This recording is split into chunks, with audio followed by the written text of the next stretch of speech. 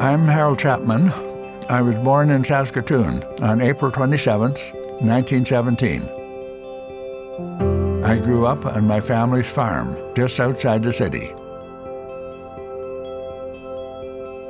As a child, I enjoyed life on the farm. I started milking cows when I was about 8 years old, every morning and every night. This was important work. Our livestock was part of our livelihood. Mother made butter each week, and Dad would take it, along with eggs and any other produce, to sell in town. We had a number of customers in Saskatoon, and over the years, this helped pay for our groceries. Once the Depression hit, a number of our customers lost their jobs and were on relief. This was tough because these were proud people who didn't want to have to go on relief. The relief also didn't provide for buying butter and eggs from Mother and Dad.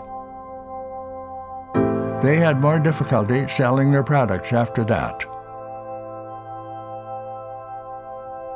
We didn't have much money or modern conveniences like running water or electricity or indoor toilets. We had crop failures practically every year due to lack of rain.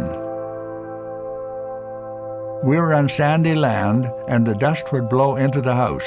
We were having a tough time, Mother in particular. By the time the Depression really settled in, I quit school and spent the next 5 years just working with my family on the farm.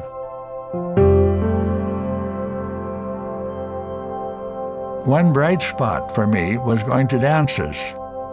Us boys would wear overalls. That was the dress-up. And even though I had to use whatever my older brother handed down, none of the gals ever seemed to mind.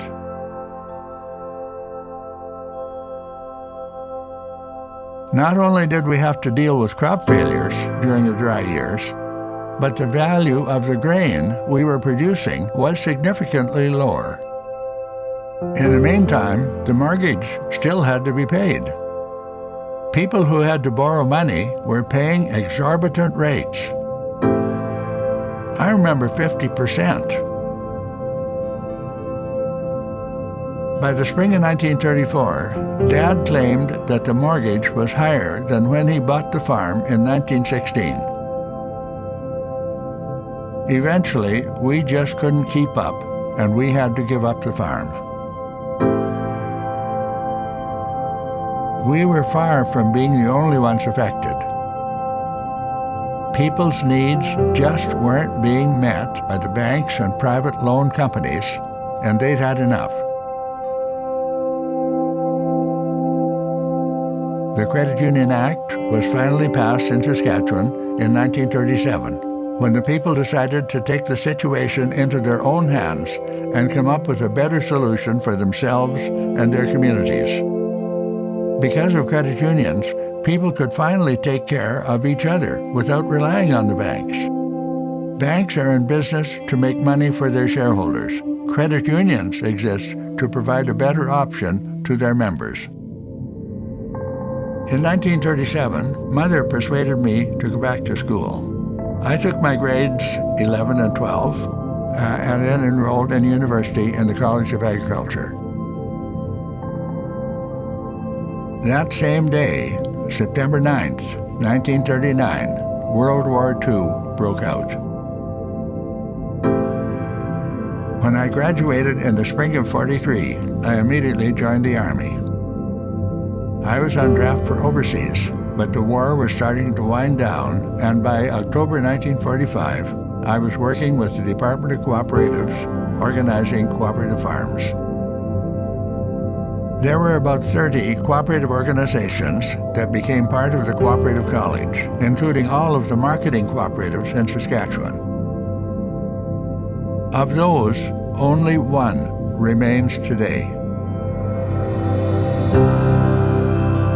We struggle to sustain the cooperative model when we lose sight of why it was created in the first place.